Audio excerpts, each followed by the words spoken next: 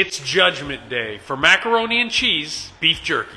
I think this one turned out really well. It tastes exactly like Kraft macaroni and cheese. I think this one nails it. But let's see what the taste testers think.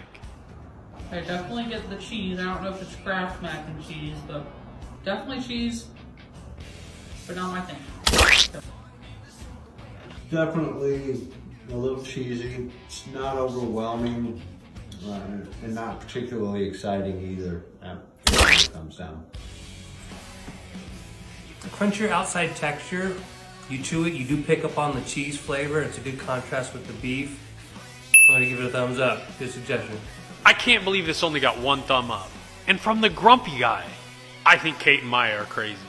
This tastes exactly like the cheese in macaroni and cheese. This one was super fun to make. Captain Roz, thanks for the suggestion. I'm sending this out to you today. If you have a good idea for a flavor, leave it down in the comments.